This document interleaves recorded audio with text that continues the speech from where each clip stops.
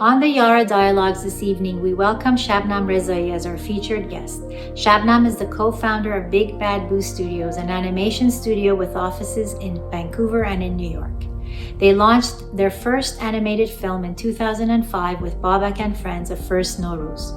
For Shabnam, a mother of two, exposing kids to multiculturalism has been a driving force in her work. Over the years, Big Bad Boo Studios has led the way with award-winning kids shows that deal with diversity and inclusivity. Tonight's conversation is led by Shohreh Aghdashloo. We are so honored to have Shohreh back. In 2019, she was one of our keynote speakers at the Yara Leadership Conference in Toronto. I cannot possibly do justice to Shohreh's illustrious career, which has spanned over 4 decades. Shohreh has seduced her fans with her signature husky voice, and she has moved with ease from theater to film to television. She is the first Iranian actor to have been nominated for an Oscar for her role in The House of Sand and Fog. She won an Emmy for her role in The House of Saddam. Since 2015, she has been on the futuristic show The Expanse, playing the lead character Chrisjen Avasarala. Yara is so pleased to bring these two phenomenal women together to discuss why representation matters in storytelling. We are so grateful to Nahid Corp for generously sponsoring the Yara Dialogue tonight. Nahid is a development company that focuses on improving the lives of its clients by providing them with innovative, high-quality, secure homes. Since 2017, Nahid has dedicated itself to giving back to the community by creating safe, sustainable, and vibrant urban communities that embrace the essential aspects of good life and enhance the standard of living for all residents. We thank you for joining us tonight, and without further ado, Shohreh, I turn it over to you. Thank you, Atisa, for your warm welcoming. I am honored and humbled to talk to one of my favorite young ladies of all times. Today's Yara's guest was born in Iran after the Iran-Iraq War. At the age of 10, she was sent to Austria along with her brother to pursue proper education. Her mother was a physician and her father was an engineer. And of course, they both wanted her to attend a university in the United States of America. She finally ended up at the Pennsylvania University and obtained a dual degree in computer science and German literature. And eventually, she got her MBA at NYU. In 2008, she co-founded Big Bad Boo with her husband, Ali Jetta, and her lifetime partner. In the last 13 years, Big Bad Boo has produced and distributed inclusive, entertaining kids content. Shows such as 16 Hudson, TVO Kids SRC Radio Canada in French, The Brave Night at Hulu, and 1001 Nights, currently broadcasting in 80 countries on Amazon Prime Video and all over the world, and Discovery and Disney.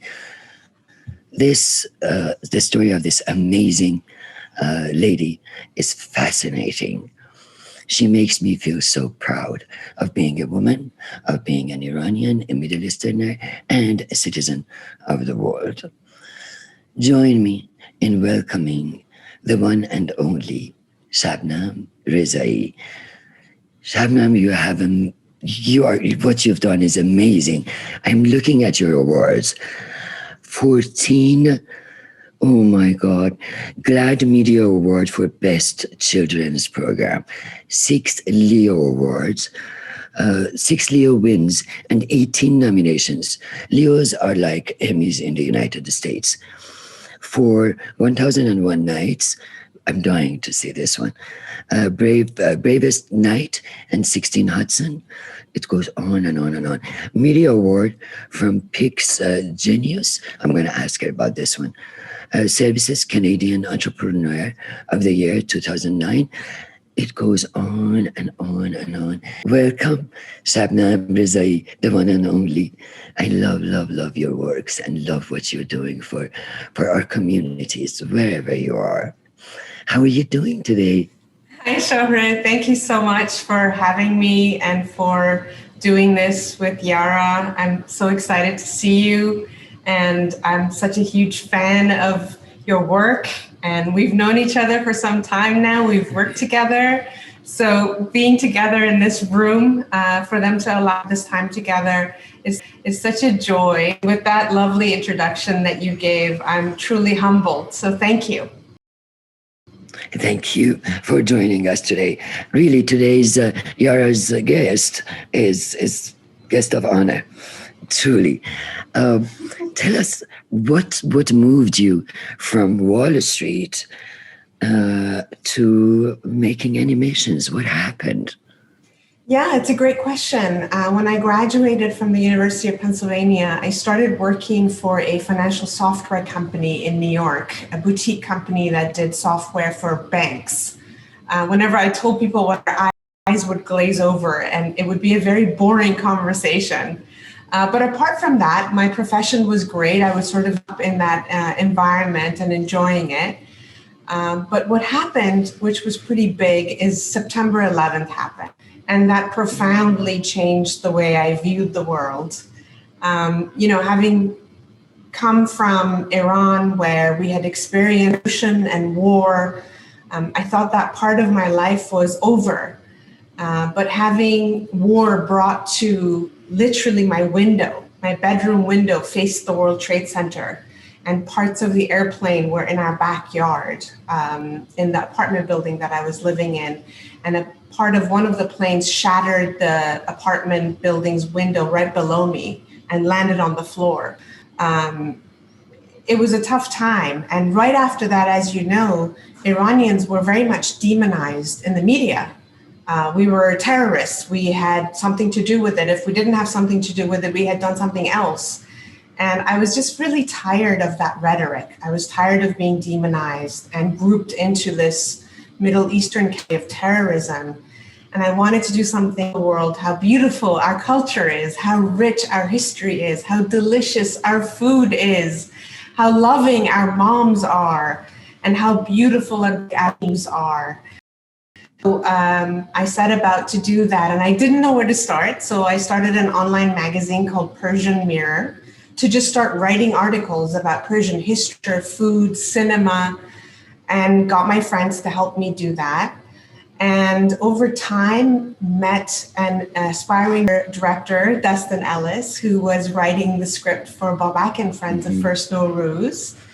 And we joined forces. And what was brilliant about focusing not on us, which was the Persian, but rather on children, is that children are at a stage where they are open to knowledge and they want to learn about the world. Mm-hmm. So in my mind, change adults' minds by Persian Mirror probably wasn't the best thing, whereas focusing on kids education and teaching them about culture and inclusivity through media really was the better way to go. So we started Babak and Friends of First Norooz, gathering all the people to do that. By the way, what made you contact me, Catherine Bell, and Parviz Sayad when you decided to produce Babak and Friends and having us to do it in both languages, Farsi and English? Why did you do that? The reason we thought it would be so smart to, first of all, do it in two languages. Our goal was to reach not just Iranian children, but also Iranian Americans who may not speak Persian, but also Americans. A big part of, making our culture known to the world is known to Americans and Westerners. So if they could watch the show, then they would learn about Nowruz and Suri because we already knew about all of that stuff. So, having it in English made that accessible. And then having wonderful names and very talented actors like yourself and Parviz Sayad and Ali Pourtash and Catherine Bell was to gap that bridge of shining a light on the project We had never produced a show before.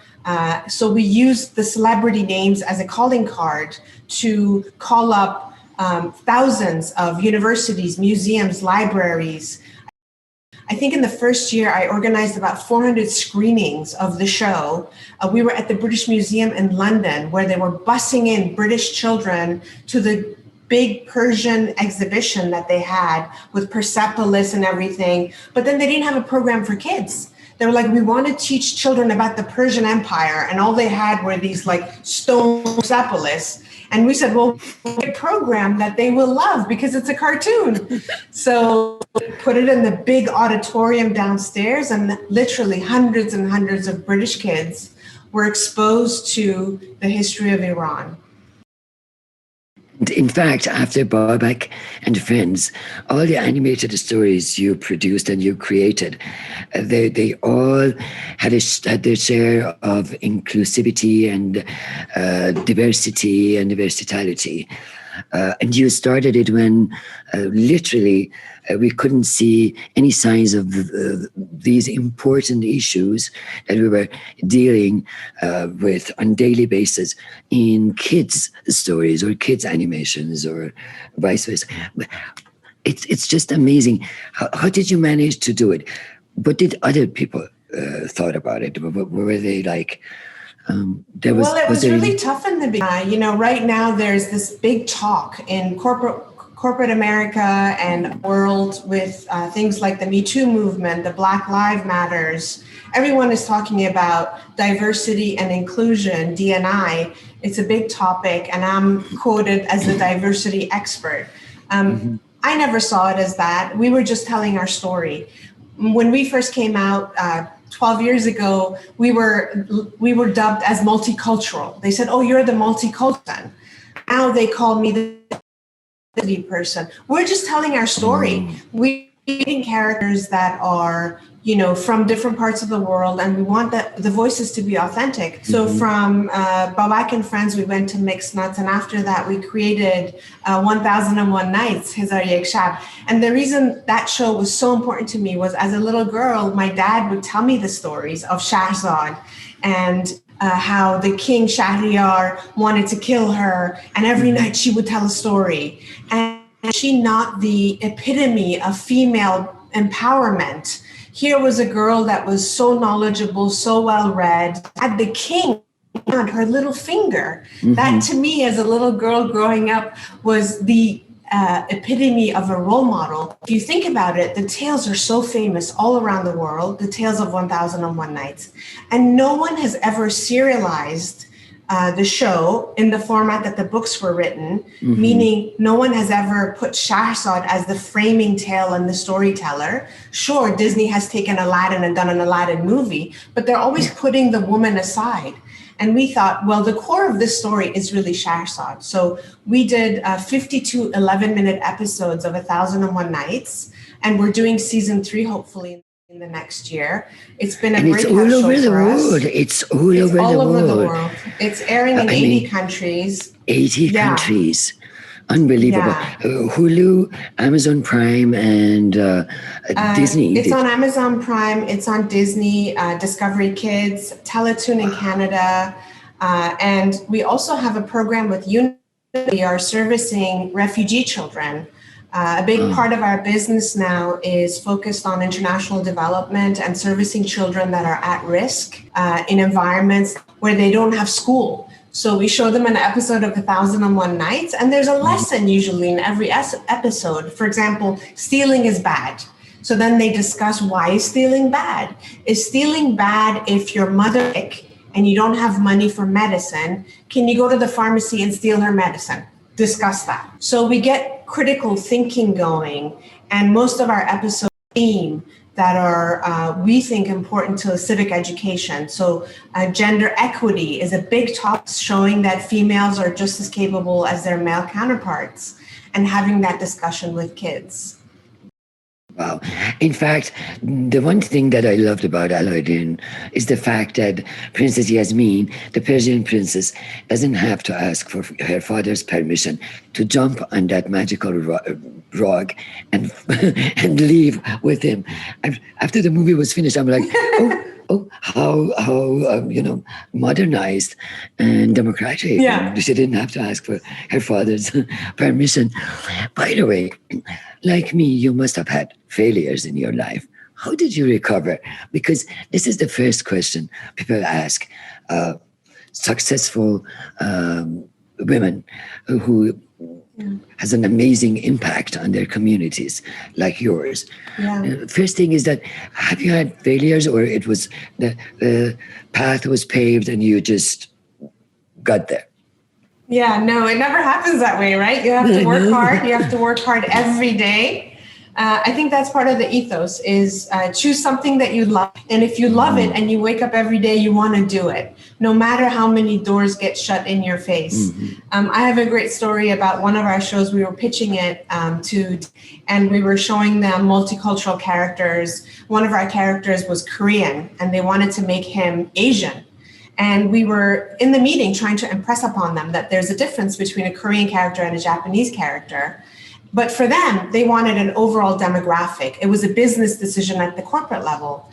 And we just didn't agree with that. So when you're passionate about, no, this is the way I want to go. My character, Lily, is Iranian. She's not Middle Eastern.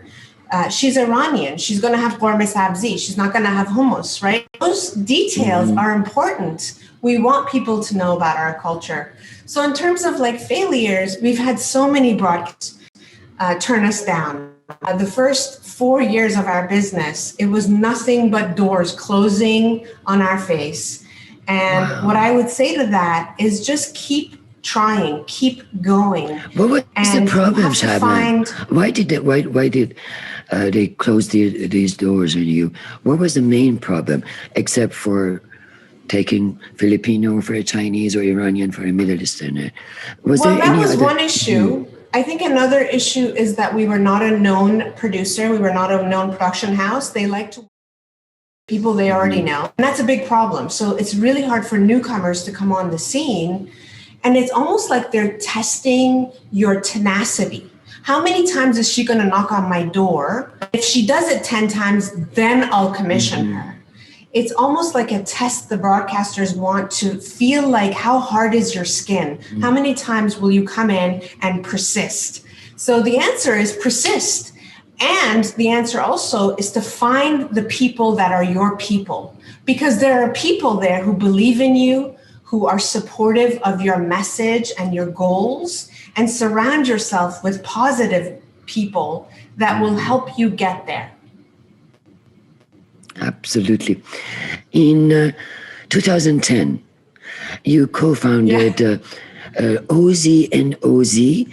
What does it stand for? Oznaz? Oznaz. Yeah, Oznaz for a name that was inspiring and short. Oznaz was a jumbled up way of Norooz. We just took the R out.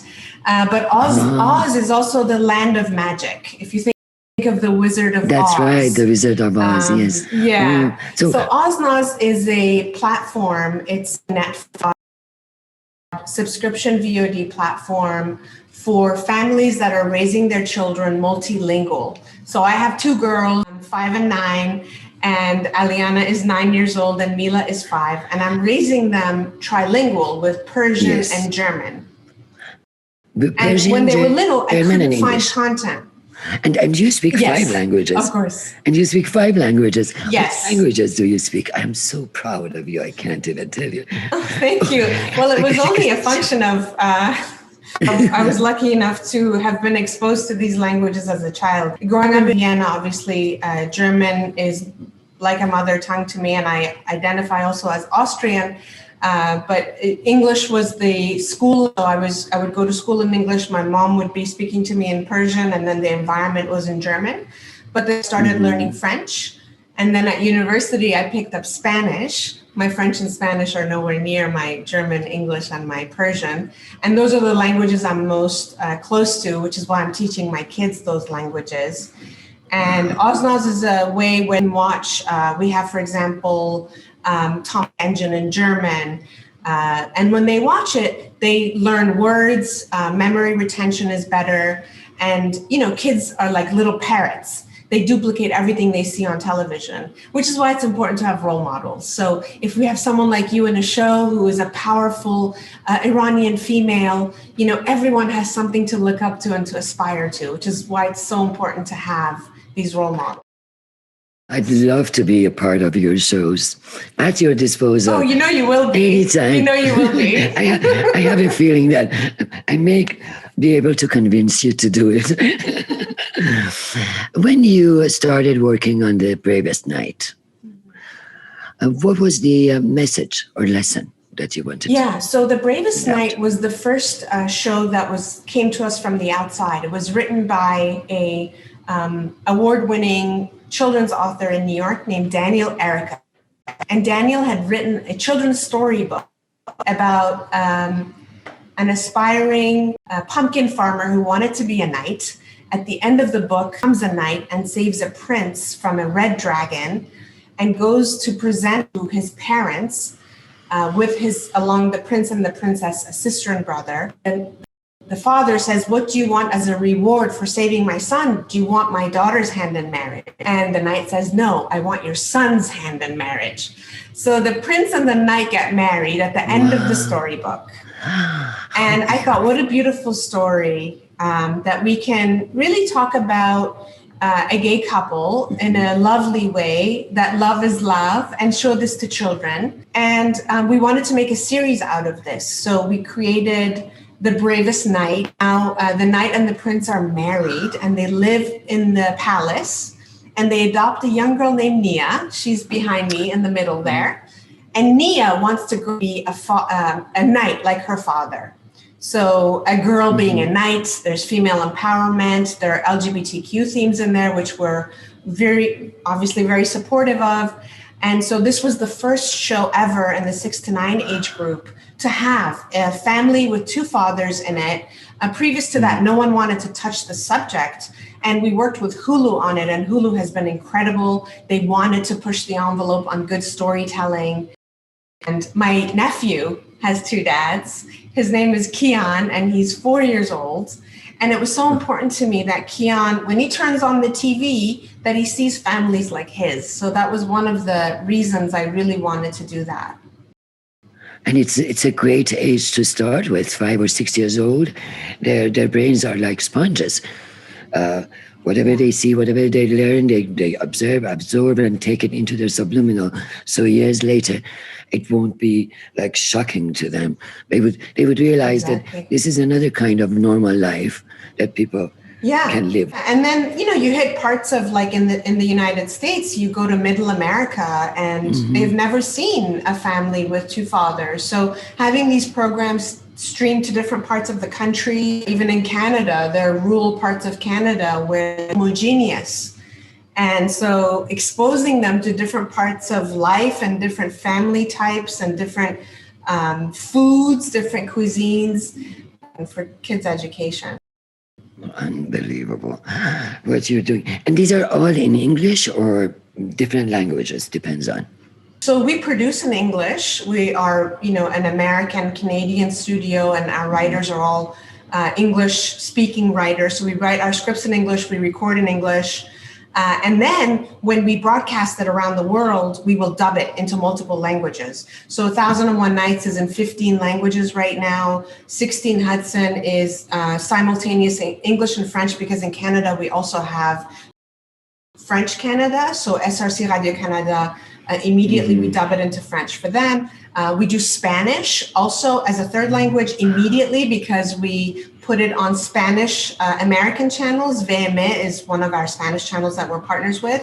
They dub it in Mexico. And then obviously we have a direct line to Iran where we dub it into Persian, and we Oznaz in Persian for all of our Iranian audiences around the world. And those are usually the 4 top languages. On Osnos, Chinese is a big language as well. So we try and get it onto Chinese channels. Thousand and One airing on CCTV, which is the public broadcaster in China.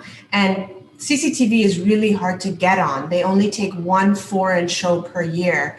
And we were selected to be on their channel about 5 years ago. And it's been airing on Second Window there now for 5 years. What is your creative process? Which one do you start with? With the idea, or you see a story? What is your creative process? So I usually come up with the idea myself. So 16 Hudson, I've created myself, 1001 Nights. I usually come up with the nugget and the premise, and then I get a bunch of writers with me that can help me flush the premise of the show, the characters, and then sample episodes. And we put the show into development, and development means we try to get some funding, usually from Canada Media. Broadcasters will put in a little bit of money, and then like $50,000, some small amount, and then we'll write 2 or 3 scripts, sample scripts, and then we do what's called a Bible, which is the visuals of what the characters look like, what the backgrounds look like, what type of show will it be. And then we take that on, we go all around to all the conferences and we pitch to Netflix and Hulu and Apple TV and Amazon Prime Video and PBS Kids, Disney, all the networks, we pitch to them. And then we hope that they put some money in. Lately, it's been a challenge because more and more they want us to do co-productions or bring more partners in. So for example, in 16 Hudson, I have 7 partners that I'll be in. And it took me about 18 months to cobble all the pieces together so that I can produce the show. The budgets run anywhere from $8 to $6 million for one season of animated television. And we usually do our voice records in Vancouver, although we've also done voice records in LA a lot, in Toronto and New York. And then I have a huge animation team in Vancouver where I give them the scripts and then they break it down, they do designs, they give it to the animation, and then we go through post-production where they do music, sound, and mixing of the shows, and then QC and output. So one season of a show will take about 18 months.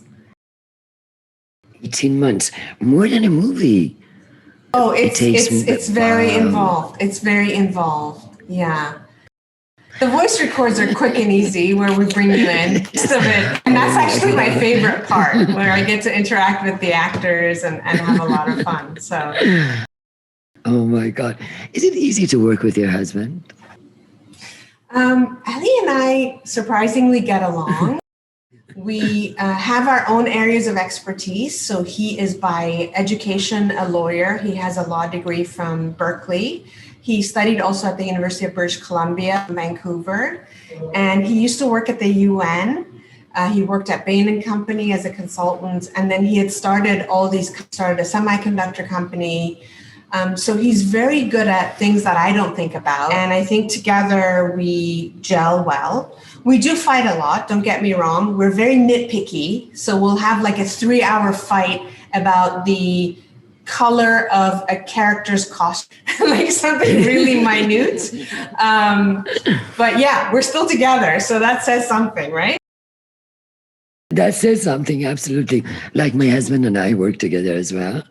Yeah. It's been 33 years now. So yeah, I guess it's more the friendship that has kept us together than anything else. Because the love, the earlier love, obviously starts disappearing in its first sort of sense. And then it turns into a kind of love that friendship has a huge place in it. Absolutely. Well, that brings me to my next question. Why do you think your approach to storytelling has been so successful? Oh, that's a tough question. I think, as you know, you have to be true to what's in your heart. You have to be true to the story that you want to tell. Organic. I think if there are any storytellers, if they have some story they really want to tell, they should tell that story. They should not try to, I see a lot of people that go to the broadcaster and say, well, what do you want to see? What show are you looking for? And then they try to make that show that they think the broadcaster wants. The broadcaster doesn't know it. They want to see ideas, and if it's a good idea with it. And usually good ideas are true stories that are authentic. The funny is in the details, and so just be yourself is what I would say. Be yourself. Absolutely. Be yourself and let the world see through you. Absolutely. Next question is that often business developments is a man's game. Is it? Business development? Well, golfing, sporting events, activities better suited for men than women. You have over 8,000 followers on LinkedIn and a very wide business network. Tell us how you did it. How do you maintain those connections? Yeah, I think in the business world, it helps to network all the time. So we go to conferences in our industry, and MIPCOM and Cannes are a big event for us to attend. I go to a lot of meetings. I'm pitching all the time. I try and go to the social events.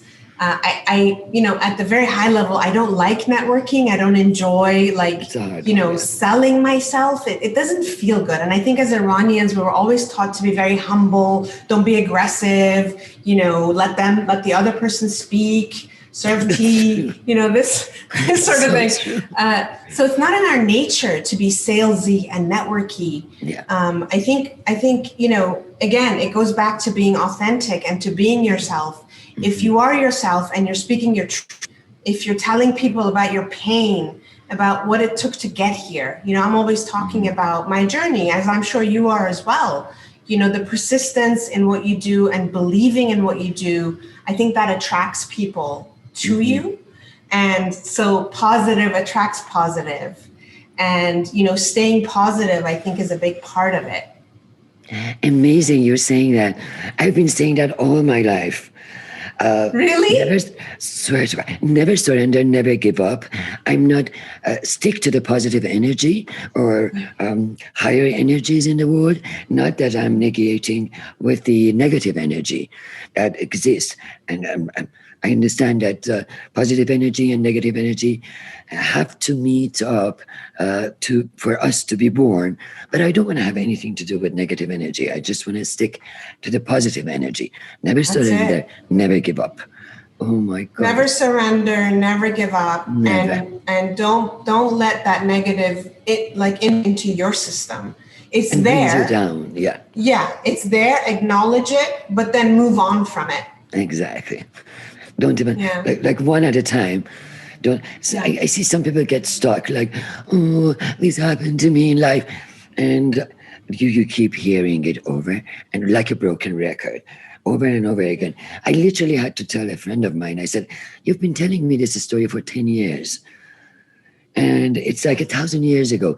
Yesterday to me is like 1,000 years ago, because basically there is no difference. It past is past. So if you have a bad day, just go to sleep. Tomorrow's another day. And, I think those voices, those negative voices that are in your head, they only get bigger when you allow other people to make them bigger. You're only a victim if you allow people to make you the victim. Don't be the victim. Brush them to the side. Sleep on it. Tomorrow's another day. You wake up, you know what your mission is, the clarity of your mission needs to be there, and then you just go for it. One of the reasons that I love the movie Gone with the Wind, and I must have watched it for, God knows, 100 times, not only because that movie made me, I watched it when I was 16 years old in Caspian Sea with my family. Not only it made me to entertain the idea of becoming an actor, which I immediately told my mother in the interval. I said, this is it, I'm becoming an actress. And she said, no, you're not under our roof, which she really meant it. But like a good Iranian mother would. Exactly. But what I love and adore about that film is the end. The, the last sentence of the movie that says, frankly, my dear, tomorrow is another day. Yeah. Yeah. Oh, you rest my case. Exactly. It's just, you're so right. We shouldn't just, sit down and keep crying over whatever has happened. Just let go of it. Let go of it. Bad things happen. Bad things happen. And I think especially in Iranian culture, I know my mother was like this, letting things influence you in a negative way or being that victim of circumstance. Bad things happen to all people. It's not the bad thing that's happened. It's how you handle it that matters. And Absolutely. frankly, you and I both believe that failures only teach us a lesson, only open up other doors. A door closes and a window opens to a different opportunity. Yeah. So that's very powerful, very powerful. Had I not been rejected at the first place, I would have never been able to make it. Because that rejection taught me a lot. Like, okay, sorry, there are going to be rejections, no matter what. Try to open doors as much as you can. Try to do your best. Either you're made for this profession or you're not. Just try out your abilities and your chance, of course, 70%. Some people say it's 70%. Shabnam, you started your career in animation when you were in your 30s, after having worked in banking software for 10 years. Is it ever too late to start over? It's never too late to start over. It's never too late to start over. When I was in bank software, I just didn't feel right in my skin. It wasn't who I was meant to be. I loved my job. I loved the people I worked with. I made really good money, and I was on track to become the CEO of a major company one day. And I would have made a lot of money, but it wasn't speaking to my heart. And I felt like I was just shoveling paper around for what? For us that are making money.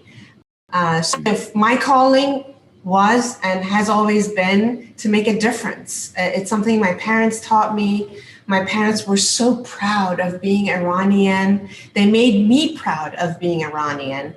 And we don't have enough advocates for our language and our culture and our history.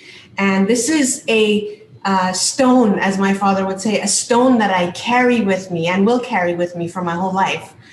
When I started 1001 Nights, I called up my dad and I was so excited. I'm like, I'm doing 1001 Nights, Hezar Yek Shab. Of course, he loves the stories. He gave me 8 volumes of these old books of 1001 Nights when I came over, and it was a big part of who I was. And I was so excited to tell him about this. And he looked at me and very, in a heavy tone, you're lifting a big rock in Persian, which means this is a big responsibility you're taking on. But, the point is that if you find that true calling, if you find that passion that lights up your heart and your mind, you have to go after it. Because what's the worst that can happen? The worst that can happen is you will fail. Exactly. And then you go back to this other thing that you were doing. I have my degrees, I'm employable, I can get a job, and I am risk averse. Being Big Bad Boo, when we first started out, I was doing it part-time. I kept my full-time job for 2 years, doing this nights and weekends because I'm conservative. Yeah. To make sure, because I like to go out to nice restaurants and I had a mortgage that I wanted to be able to pay for. I think as women, we plan a lot and we're risk averse and we want to get all the degrees in the world and get as educated as we can. That's okay. But you also have to take risk. And when you take risk, it doesn't have to be all in. You can take risk with some level of hedging, with some level of degree of measurement, so that you don't feel like you're kind of burning it all down in one shot. Build yourself and your business slowly so that eventually you get there, and then you can let the other thing go and go to the place that you feel you've built. So for me, it was a very slow start, but I think you can at any point in your life decide, when you have the courage to let go of something that's easy, to push your comfort zone and to risk, right? It's not easy to do things we don't want to do. It's not easy to do the uncomfortable. My God, is it exciting? But when you want to do it, you will do it. It's just a matter of wanting to do something, not just like beating about the bush thinking, well, I would like, it doesn't work like that. People ask me, how can I become successful? I'm like, stick to what you love. I don't know what you love, but to stick to what you love, and no matter what, you'll get there. On that note, It's interesting. What will be enough success? Yeah, I don't really measure success. Find this notion of measuring success a little bit ridiculous. Mm-hmm. I do what I do. I love what I do. I'm fortunate that I love what I do. I get up every day. When you're at a level in your life and you can turn around and reach a hand to the younger generation and pull them up with you, mm-hmm. I think that's success. If I had to define success, that would be it for me. And I believe in that. I believe that as women, as Iranians, we have to create space, generations that are coming up behind us, to pull them in, to empower them, to support them and encourage them. So that to me is a big part of what I do. And then I also want to be really scalable as a business. I think if you are building a business, think about being scalable. Mm-hmm. Another piece of, being scalable is important because then you reach people. But, I find as long as you've reached a level of happiness, you define your own success. So don't let others define what that means. Define it yourself. Beautifully put. Can you say that again? Reach the level of happiness. Say it out loud for everyone to hear it again, please, because it was beautifully put. When you reach the level of happiness that's you've defined as success, that's success, not some outsider's definition of success. What advice do you have for young women? I don't like to give advice. One thing I tell entrepreneurs, if you're, a fellow entrepreneur out there building your business and you're starting out or you're middle in the thick of it, I like to quote the Ernst & Young Winning Women key advice that they gave us in the program was don't work in your business, work on your business. So what happens as ours is we get so stuck in the weeds of the business, the everyday stuff, right? CEO or the leader in your business, you want to be up here.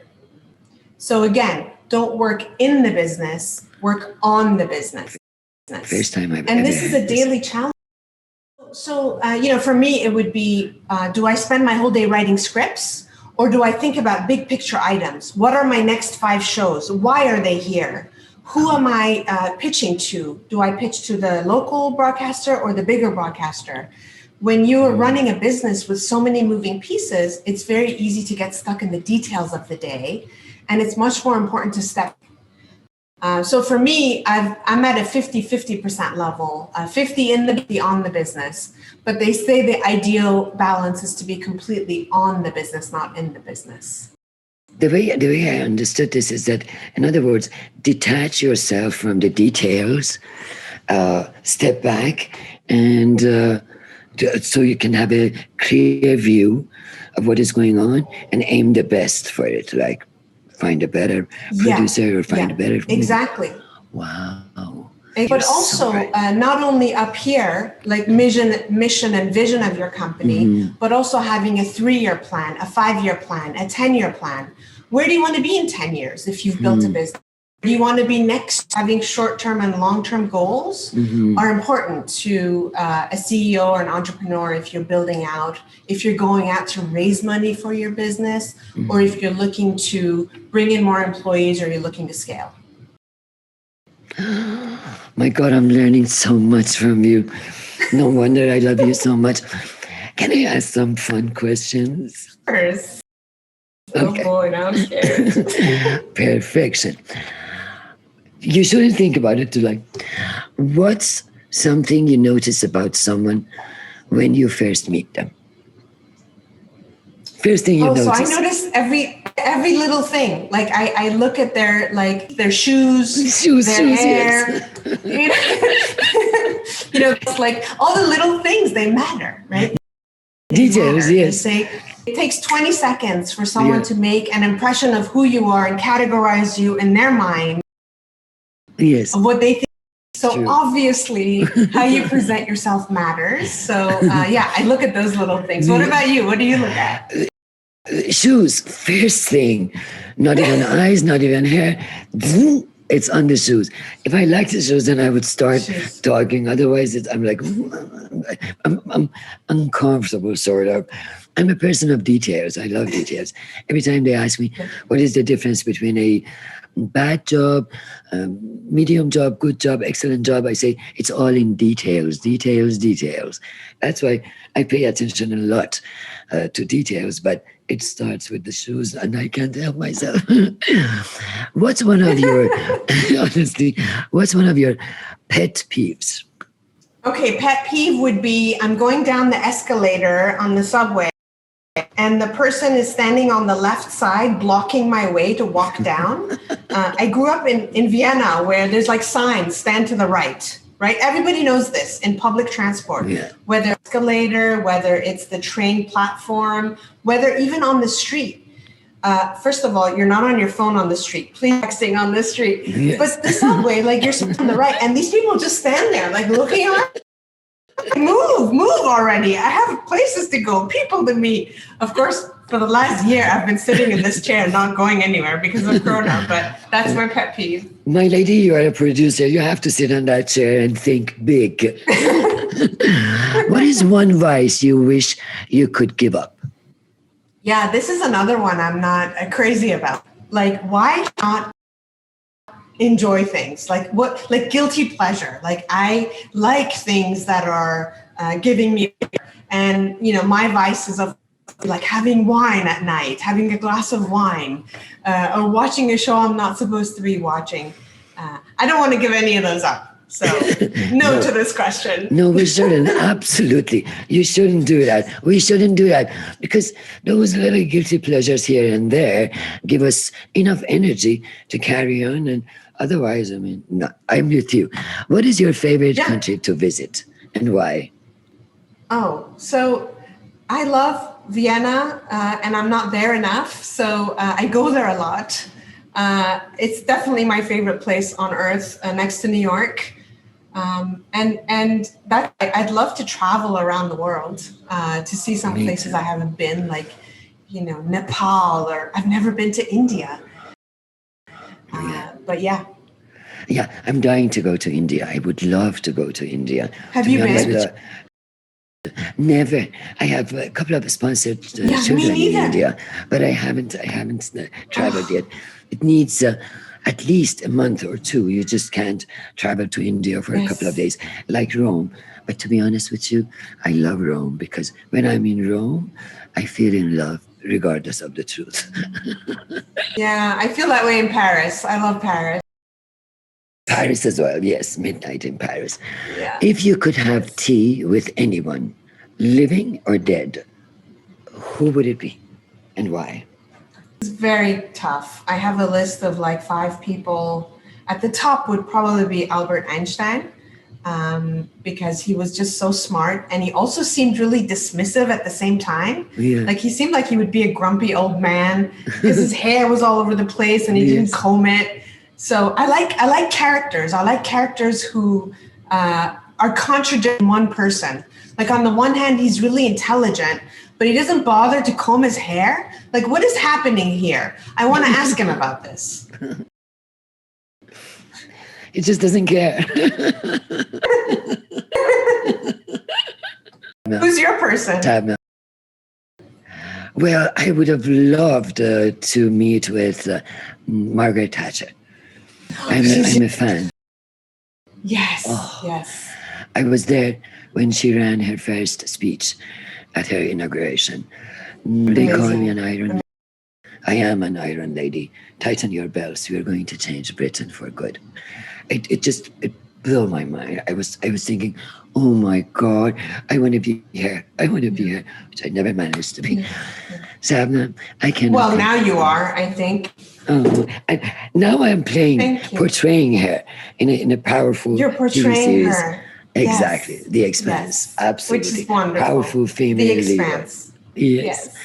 Shabnam John, I cannot thank you enough for this amazing, educational, informational, beautiful, poetical conversation. And Yara, for making this possible for me to talk to you today. I love you. I adore you. Thank you, and I wish you Shohreh. the best. The best. Thank you so much. Thank you for having me. I'm a huge fan. I know you're very busy, and it's so great to find time on our schedules, spend this time together, speak Thank together. you. I know It's so how busy you important are. for us to have these conversations. So, Yes. and thanks to Yara, of course, for having us. Absolutely. I love you. Kudos to Yara. I truly believe in their cause, and I'm so happy that they are in my life. Thank you. Lovely, lovely ladies. And Shabnam. Thank you. you. Bye. Bye.